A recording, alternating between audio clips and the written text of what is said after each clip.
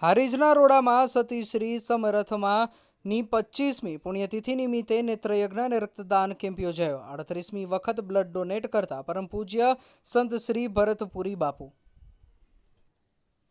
સંત શ્રી હીરા બાપુ, ગુરુ શ્રી બાલગીરી બાપુનો મંત્ર હતો કે સર્વાત્માની તૃપ્તિ એ જ ભક્તિ। એ જ ઉદ્દેશ્યથી જન સેવા આશ્રમ મોટી ચંદુર દ્વારા જન એ જ પ્રભુ સેવાના મંત્રને સાર્થક કરવા રોગ નિદાન, રક્તદાન, નેત્રયજ્ઞ, વ્યસન મુક્તિ, દલિત સમાજના સમૂહ લગ્નો અને સતત 24 કલાક અન્ન ક્ષેત્રને ચલાવવું વગેરે કાર્યો પૂજ્ય ભરતપુરી બાપુ કરી રહ્યા છે।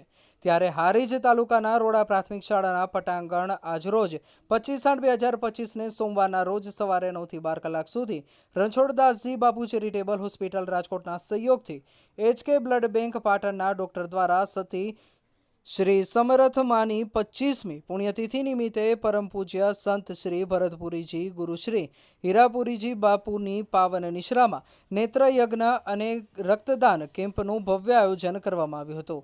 HK બ્લડ બેંક પાટણ દ્વારા રોડા ગ્રામજનોની સાથે ભરતપુરી બાપુને સન્માનપત્ર આપી સન્માન કર્યું હતું। પૂજ્ય બાપુના વરદ હસ્તે દીપ પ્રાગટ્ય કરી પ્રથમ ભરતપુરી બાપુએ રક્ત ડોનેટ કરી કેમ્પ ખુલ્લો મૂકવામાં આવ્યો હતો।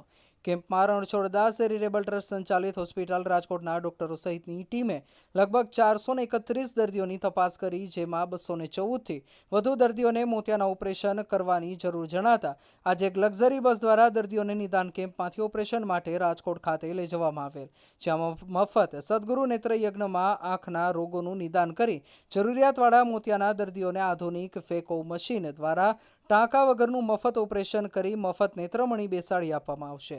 સાથે સાથે દવા ટીપા ફ્રીમાં આપવામાં આવેલ। દર્દી તથા સાથે આવનાર સગા માટે ભોજનની વ્યવસ્થા કરવામાં આવેલ છે। બાકીના દર્દીઓને 2-3 દિવસ પછી લઈ જવામાં આવશે અને વગર ભાડે પરત મૂકવામાં આવશે। 111 રક્તદાતાઓએ રક્તદાન કર્યું હતું એમ ભરતપુરી બાપુએ જણાવ્યું હતું। પૂજ્ય બાપુએ 38મી વખત રક્ત ડોનેટ કરેલ અને દરેકને આશીર્વાદ આપ્યા હતા। આ અવસરે સમસ્ત રોડા ગ્રામજનો અને સેવાભાવીઓએ ખડે પગે રહી સેવા પૂરી પાડી હતી।